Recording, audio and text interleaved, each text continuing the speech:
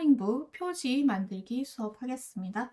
네, 먼저 화면 보시면 레오나르도 AI에서 제가 어제 생성한 이미지들이 보이는데요. 네, 메인 페이지로 사용할 이미지를 이렇게 여러 가지로 뽑아봤고요. 아래쪽에 보시면 제가 따로 가지고 온 이미지들도 저장을 해놨습니다. 네, 이런 흑백 페이지도 사파로 같이 넣어주면 좋을 것 같아서 넣었고요. 이런 이미지들 너무 예쁘죠? 메인 페이지랑 조금 그린 스타일은 다르지만 애니메이션풍으로 너무 예쁘게 나왔기 때문에 이런 것들도 지금 독특한 구도가 괜찮아 보이고요. 이런 흑백도 괜찮죠? 고양이가 굉장히 무표정한 것들도 있지만 귀엽고 웃고 있는 이런 이미지들도 좋아 보여서 한번 수집을 해봤고요. 이런 컬러 이미지도 같이 삽입을 하려고 제가 한번 다 뽑아봤습니다. 이렇게 다양하게 이미지를 가지고 오셨다면 이제 책 표지 사이즈를 알려드리고 시작을 해볼 텐데요. 네, 여기 보시면 제가 몇 가지 작업하던 작업물이 있습니다. 표지 사이즈를 한번 보시면요. 저희가 B5로 할 거기 때문에 182에 257mm가 B5 사이즈고요.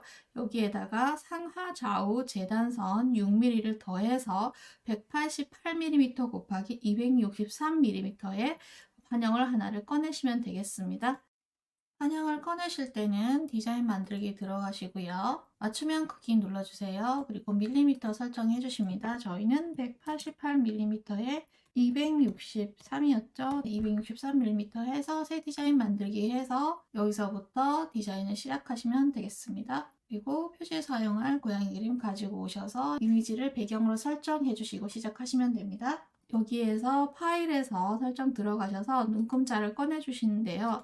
저는 지금 설정이 되어 있었는데 다시 꺼내 보겠습니다. 이렇게 해서 재단선을 일단 맞춰 주셔야 되는데요. 크기를 조금 확대할게요. 캔바에 이 재단선 정확하게 맞추기가 조금 쉽지 않기 때문에 3mm 되는 자리에서 딱 멈춰 줍니다. 그리고 가로가 188이니까 3mm를 빼면 185가 되겠죠? 여기까지 놔두시고 그 다음 23mm에서 또 멈춰줍니다. 이쪽도 마찬가지 23을 빼면 165가 되겠죠? 네, 여기까지 해놓으시고 왜 이렇게 하느냐 하면 표지는 앞표지이기 때문에 상관이 없지만 나중에 내지 작업을 하실 경우에 이 왼쪽에 저희가 책이 붙는 부분이 있죠. 그 부분에 공간을 조금 둬야 되기 때문에 왼쪽 오른쪽 23mm를 안으로 들여서 가이드를 먼저 꺼내 주시고요. 위쪽 마찬가지입니다. 3mm에서 멈춰 주시고 아래쪽으로도 3mm를 표시를 해 놓겠습니다. 아까 263이었죠. 그럼 260까지 딱 오면 되겠죠. 이렇게 해서 상하 좌우 가이드를 먼저 펼쳐 주시고요. 고양이 이미지는 아까 보신 대로 레오나르도 AI에서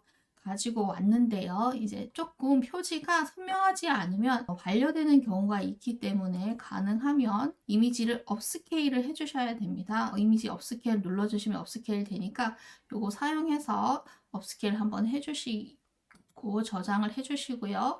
그 이미지를 캔바에서 가지고 옵니다. 지금 업로드해 보면 제가 가지고 온 것들이 보이죠? 네, 이런 것들 중에서 하나를 가지고 와서 저는 이 이미지가 가장 마음에 들었어요. 그래서 조금 먼 데를 바라보고 있는 무표정한 고양이 여기다가 표지에다가 넣어줬고요. 이 정도 사이즈였는데 배경으로 설정을 해주었고요. 이런 이제 북쿠크 로고 같은 거는 북쿠크 웹사이트에서 다 가지고 오실 수 있어요. 가지고 와서 이렇게 넣어줬고요. 시안을 만드실 때는 제가 항상 말씀드리듯이 비슷하게 가지만 한 가지만 해서는 안 된다고 제가 말씀드리고요.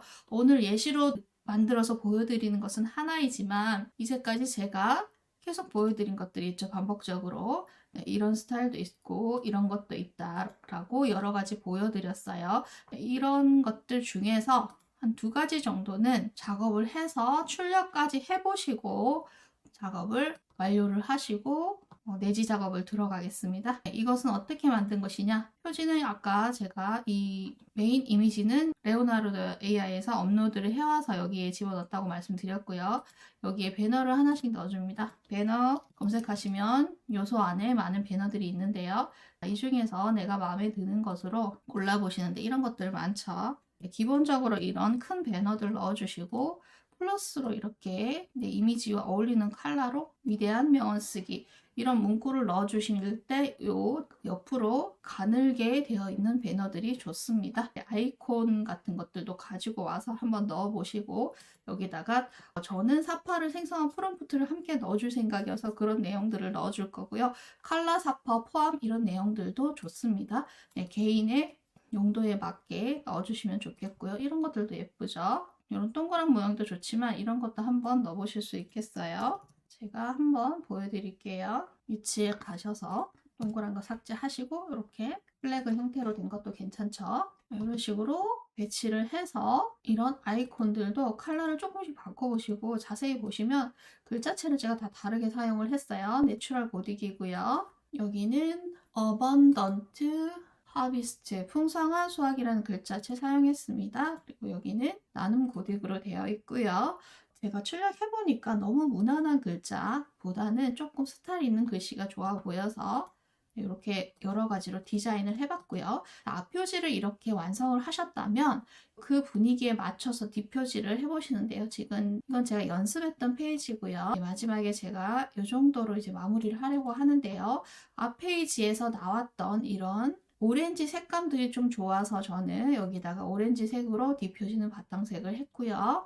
그리고 이 고양이 그림 비슷하지만 다른 그림도 가지고 왔고요. 위대한 명언 쓰기 넣어주고 배너는 역시 똑같이 해서 배치를 해봤습니다. 이렇게 해서 앞표지, 뒷표지 세트로 디자인하셔서 제출하는 것이 오늘의 과제이고요. 똑같은 포맷이지만 적어도 3가지 이상은 이렇게 글씨체도 바꿔보시고 이런 아이콘이나 배너도 다양한 모양으로 바꿔서 디자인해서 제출해 주시면 되겠습니다. 오늘 수업은 여기까지 하겠습니다. 감사합니다.